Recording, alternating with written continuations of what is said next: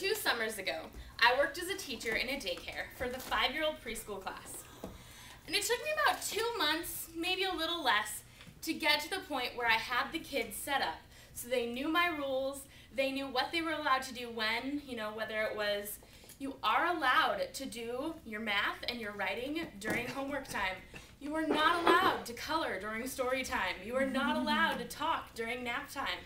It took a really long time to get that across to them. Well, about halfway through the summer, I got sick and had to take a couple days off. So we had a substitute from one of the other classes come in and take care of my class. And I came back, and all of my rules were suddenly gone. I just remember sitting there during nap time going, when are we allowed to talk during nap time? Why are we suddenly talking so much? Or why are we pulling out toys and coloring when I'm trying to read you a story? This is not okay. It was the most frustrating thing in the world to me. I like it when people do what they're supposed to do when they're supposed to do it. It's the way I work. And these 5-year-olds just weren't getting it. And I was like, we had spent so much time getting you to this point. Why are you suddenly back? And I realized that, well, they had been without my structure for a good 3 days, and they went back because they didn't have someone sitting over them saying, no, you can't do that. Come back here. Well, if you take my situation, you multiply it a bunch, and add a spiritual element, you have Nehemiah's situation in chapter 13.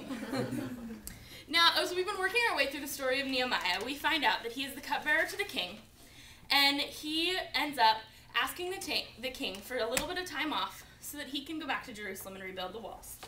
He's rebuilding the walls with the people, and he gets to the point where he's actually helping the people come back to God. Whether it's just through spiritual instruction or appointing them to do certain things within the temple, or reading the law and having them recommit to it. But then Nehemiah's time comes up, and he says, well, I told the king I'd be back, so I'm going to go back. And so he leaves Jerusalem. And after he's kind of been away for a while, he asks the king again, I would like to go back to Jerusalem. Would you let me do that? And the king says, sure. No problem. Sends him back to Jerusalem. And Nehemiah, hoping to be excited for all these people who they've made these wonderful changes, is devastated. He's angry. He's frustrated because they are not doing what they're supposed to be doing. Nehemiah came back to find the people in Jerusalem. All of his efforts were wiped away. They were no longer following the commitments they had made. And so the men of Judah missed the mark. They're supposed to return to the commandments of God and stay there, and they didn't. But we are going to learn from their mistake. We are going to learn to return to the commands of God and stay there for good. We're not going to return to them for a time and then be like, I like that over there, let's walk away and walk away. No, we are going to stay there. In order to do this, we need to follow 3 specific steps. The first step is to recognize that you have strayed from God's commands.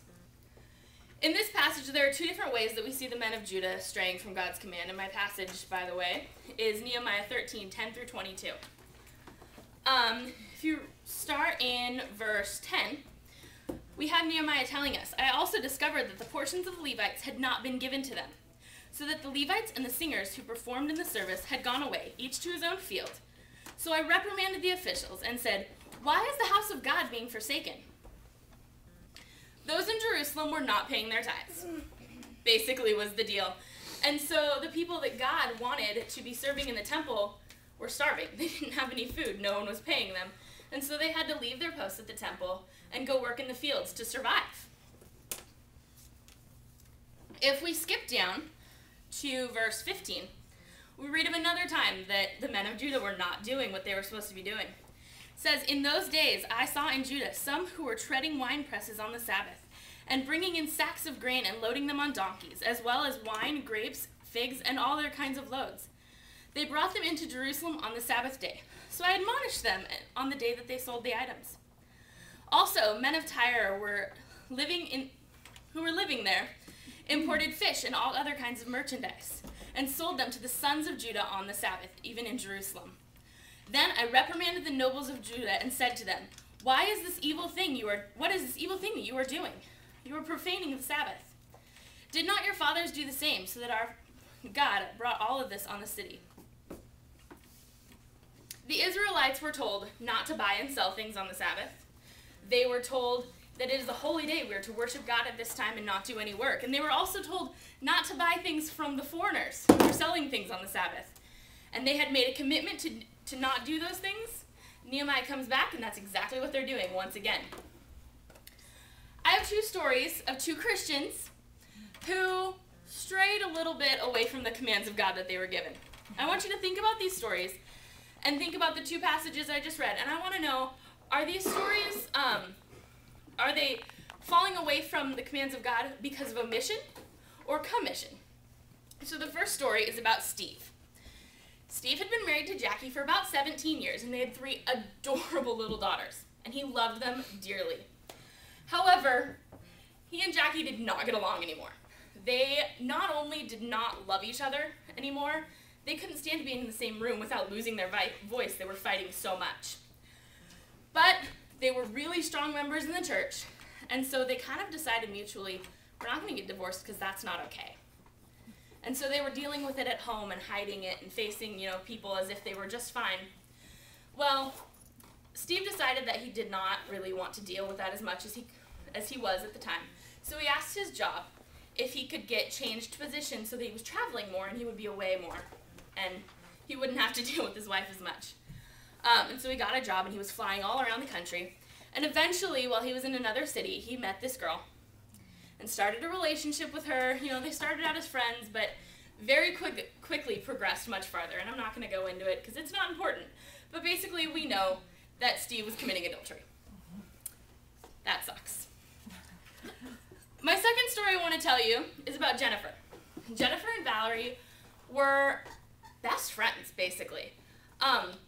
They spent a lot of time together at church. They were in small groups together, but they also did things outside of church, like New Year's parties or scrapbooking club. And they really shared a lot about each other. They loved hanging out together. Well, they were at this event together, and Valerie made a joke about Jennifer's spending habits. Got a really good rise from the crowd, which a lot of times when you're talking about women's spending habits, that happens. But Valerie thought it was hilarious and was like, oh, all right. And so she kind of turned it into a little bit. And this bit went beyond that event into various other events, and it kept coming up. And Jennifer was very frustrated because every time she would go somewhere, Valerie was telling these stories about her horrible spending habits. And so, over the year, Jennifer got really agitated, and she found bitterness just kind of creeping up to the point where she started avoiding Valerie's phone calls and avoiding going to things with her. And eventually their friendship kind of fell apart, mostly because it was no longer being strengthened. And they don't talk anymore, nothing. But basically, she did not follow God's command to forgive. Now, Steve walked away from God's command by doing something that he was commanded not to. So that would be walking away from the commandments by commission. But Jennifer walked away from God's command by omission. She simply did not do something that God asked her to do. And I find a lot of time with people who've been raised in the church, they're really good at not doing the commission and saying, I'm not going to commit this sin. I'm not going to go away from what God has told me not to do. But all of these things that he expects of me, I'm not so sure I'm all into that right now. So I want you to think right now of the areas in your life that you have drifted away from God's command. Do you do that by commission sometimes? Or is it by omission? You're just simply not doing things that God has asked you to do. That is step 1. So step 1, think of the areas in your life that you have drifted away from God's commands. Step 2 for, keeping God's command for good is to put God's commands back on the top of your priority lists. Nehemiah takes this action for the men of Judah, for the most part. We're going to start it off in 11b, section B of 11.